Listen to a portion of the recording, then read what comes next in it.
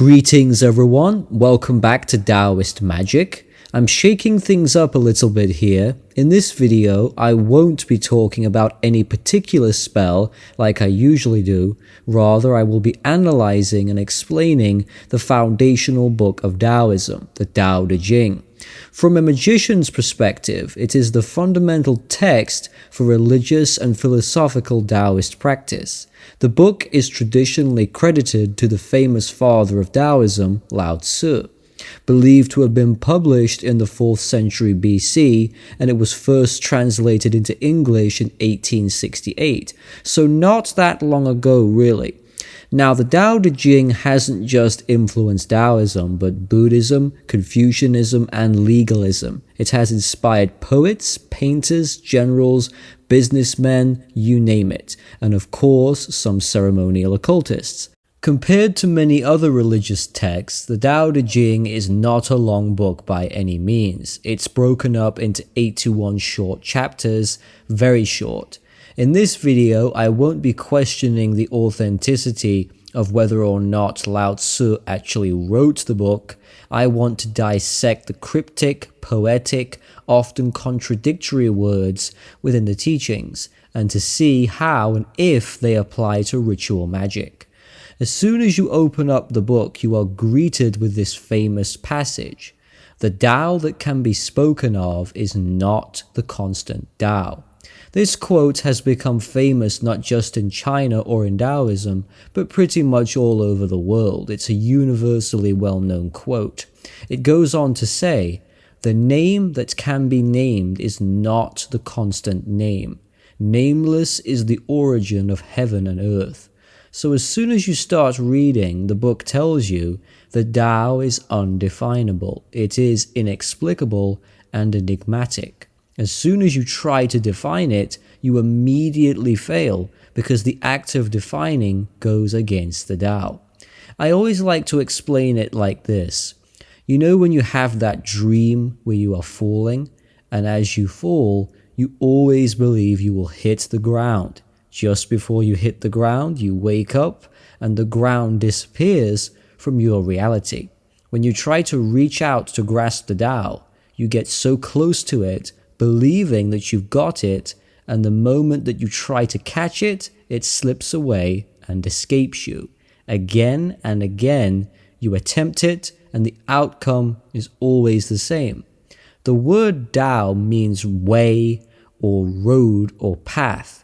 In order for a way, road, or path to be understood, it needs to be traveled. You can listen to the travelers all day long, but listening is not a substitute for experiencing. I believe the reason why the Tao cannot be defined is because it needs to be felt. We need to feel it and find our own way, our own Tao.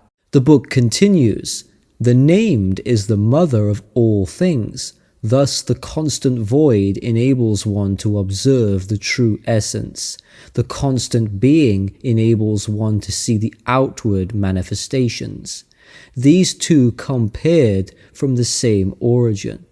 But when the essence is manifested, it has a different name. This same origin is called the profound mystery."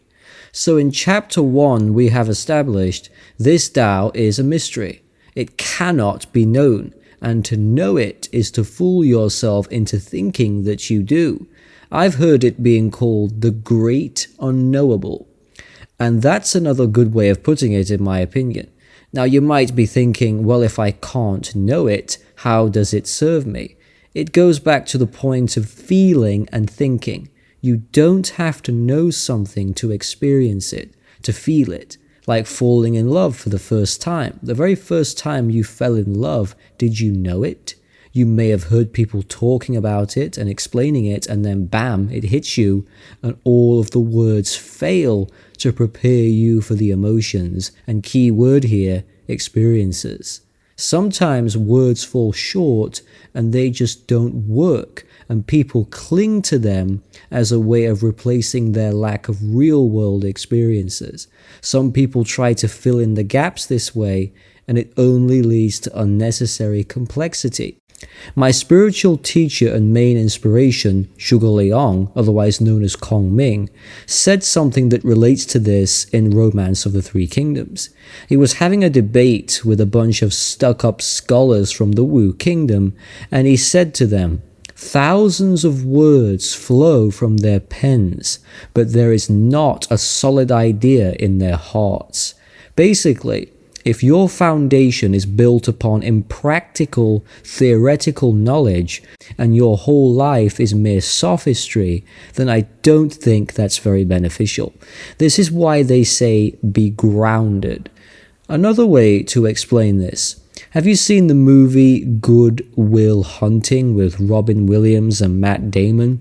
There is a scene where the two of them are talking on a bench, and Matt Damon's character is a smart-ass who knows everything, or at least he thinks he does, and the Robin Williams character basically says, "If I asked you about art, you could tell me everything about art that's ever been written, and you know all about Michelangelo, but I bet you don't know what the Sistine Chapel smells like." In other words, you are educated, but not worldly. Taoism is not about being smart, it's about being wise, and you cannot learn wisdom from anything but experience. And that's about as close as I can get to the Tao. I want to say that I will be jumping around a bit here with the book. I'm picking out chapters which I personally find the most interesting. So on to chapter 2. As soon as beauty is known by the world as beautiful, it becomes ugly. As soon as virtue is known as something good, it becomes evil. Therefore, being and non-being give birth to each other. Difficult and easy accomplish each other. Long and short form each other. High and low distinguish each other. Sound and tone harmonize each other. Before and after follow each other as a sequence. So most of you will have at least a basic understanding of this. This is the Taiji, the philosophy of yin and yang, and how they complement each other. This is one of the foundations for all of Taoist magic. If you want to learn how to practice weather magic, you need to know the yin and yang qualities of each weather type. If you want to practice Chinese necromancy, you need to know the differences with yin and yang entities. If you want to do divination, you'll need to know how to read yin and yang omens. It's the same all across the board. An important point that I need to make here: there's really three main branches of Taoism. Philosophical Taoism, which is what most Westerners are familiar with. An example here would be Wu Wei, non-action. Then you have religious Taoism, which is more worship-based. And then you have occult Taoism or magical Taoism, which is what I mostly practice. These three branches crisscross, intertwine, and blend together very often. And I think that's where the Daodejing becomes so very essential, but also misleading at the same time. If you want to know more about Tao philosophy, this is the book for you. But this is not a book on magic. It won't provide you any instructions on how to perform certain rituals or rites. It won't tell you any correspondences on planets or stars, and it won't help you practice feng shui or evocation. But it will make you question things and think about things differently. It will make you more introspective. Okay, moving on, chapter 4. The Tao can be infused into nature and put to use without being exhausted. It is so deep and subtle like an abyss. This is the origin of all things. It is complete and perfect as a wholeness that can round off sharp edges, resolve confusion, harmonize with the glory, act in unity with the lowliness. Tao is so profound and yet invisible. It exists everywhere and anywhere. I do not know whose son it is. It existed before heaven and earth. That last passage there is very telling to me. It reveals that the Tao itself is potentially older than God, because if you follow certain beliefs, God created the heavens and the earth. Did the Tao create God? Because we can be quite sure that the Tao is not God. Taoists that I know would never call it God, nor would they ever worship the Tao. They might worship Taoist entities, but not the Tao itself, because the Tao is not a deity. It's more a process of being alive. Taoists seek to live in harmony with the Tao, not to surrender themselves to it. Nobody would ever bend their knee to it. It also says the Tao is invisible. This is true. It's a lot like the wind. We know the wind is there. We can't actually see the wind, but we can see its influence. We can't see the Tao, but we can certainly see the impact it's having all around us in nature and in ourselves. We see the manifestations of the Tao, not the actual Tao itself. Some Taoists refer to the Tao as being the flow of the universe. It's this invisible force that magicians love interacting with, and that's why Qi is such an important part, invisible energy that can be molded and manipulated for a variety of different spells. It also says, act in unity with the lowliness. You'll often hear about humility and modesty and a general lack of pride throughout Taoist thought. This is the desired state of being, and it's often compared to water. Taoists love water for a bunch of reasons. Water always settles at the lowest point. Unlike people, who always try to climb the social ladder and hierarchy of success, just like me, they want more money, more power, more fame, and the general idea is to ascend.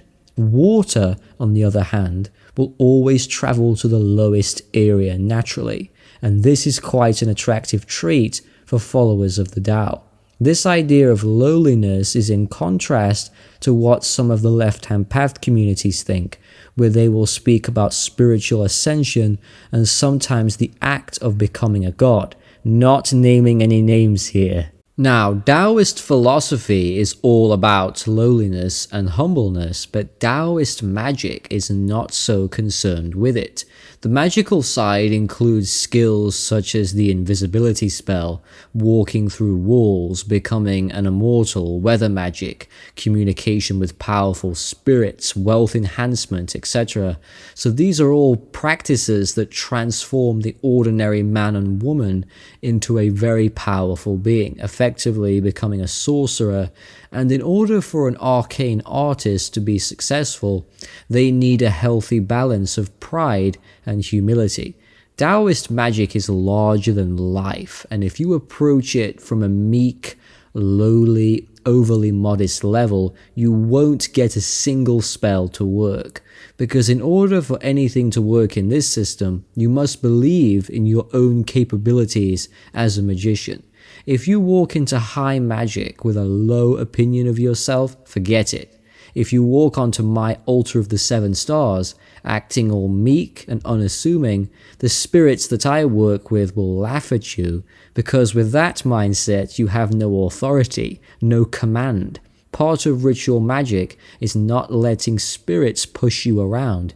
You have to show them, on my altar, I am in control, I am in the center of my universe. Now on the flip side, if you walk onto my altar with a massive entitled ego and you think you are better than the spirits and you think you can order them around and treat them like trash, you won't be laughed at, you'll be punished, and rightly so. You have to walk a fine line with pride and humility. Be balanced. But let's say you aren't interested in Taoist occultism. Maybe that's not your goal. Very few people are cut out for proper Taoist ritual magic. Maybe you just want a philosophy to appreciate in your daily life, and that's where this book excels. It can inspire you. So let's move on. Chapter 11. 30 spokes unite around one hub to make a wheel. It is the presence of the empty space that gives the function of a vehicle. Clay is molded into a vessel.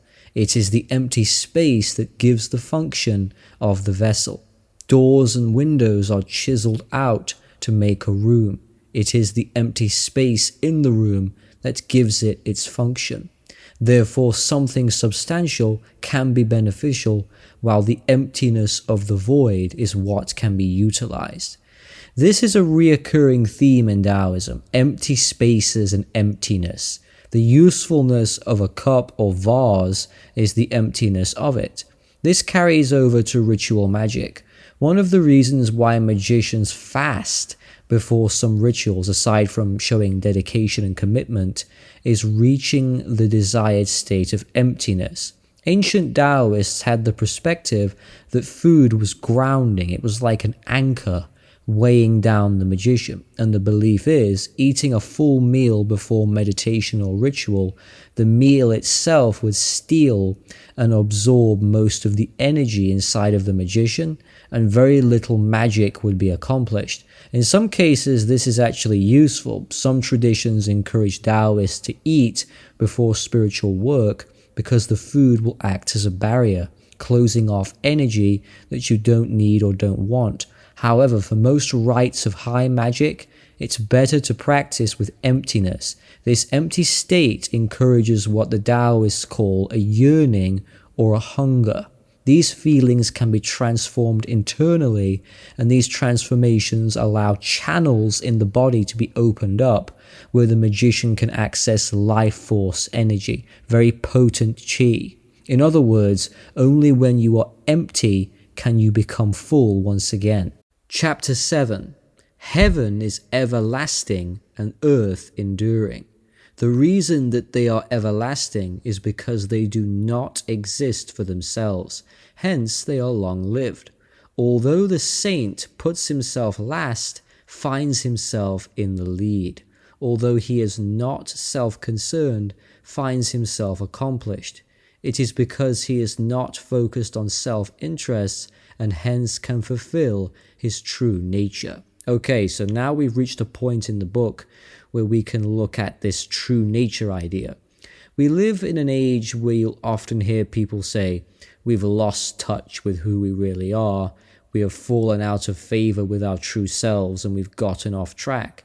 Taoism in a lot of ways is about returning to this simple state of being, finding the way once again. Only when we are lost can we be found, and that's basically what we have here. We also have a wonderful quote. The saint puts himself last and finds himself in the lead. I think we can relate to this so much in the modern world. This can be applied to the rat race. You get up in the morning to go to work. You probably don't want to really go. The money isn't great, but you keep running and running, going nowhere. When you detach from the rat race, you basically refuse to take part, and by doing so, you ultimately win. One of my original quotes that I made on this subject: "The hermit on the mountain top has the greatest perspective of the world. He observes the rat race society from above. Just like the rats, he can see the starting line, but unlike them, he knows there is no finish." Taoism also goes deeper into the true nature idea.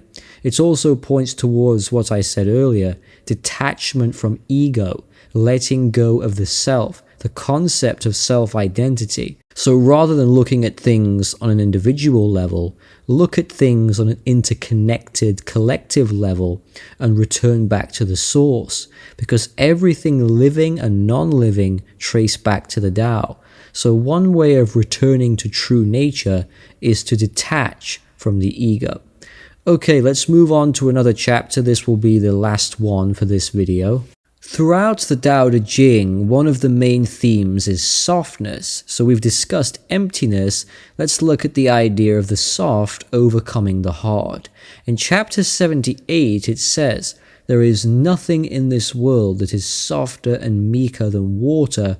Even those that can conquer the strong and hard are still not superior to water. Nothing can substitute it. Hence what is soft can overcome the strong." So we have here a thread of consistency which runs through all of Taoism. Generally, what is considered flexible and formless is seen as good, and whatever is rigid and structured and solid is seen as being quite negative. Taoists will often compare a rock in a stream to the water that travels over it. No matter how strong and solid the rock is, the soft and formless water will gently erode the rock over time, eventually dissolving it. The reason why the rock cannot beat the water is not because it isn't tough or strong enough, but because it is so strong that it doesn't know how to yield. It's so solid, it cannot be fluid, and that's what Taoism teaches. You've got to roll with the punches, whatever life throws at you, without being over-resistant.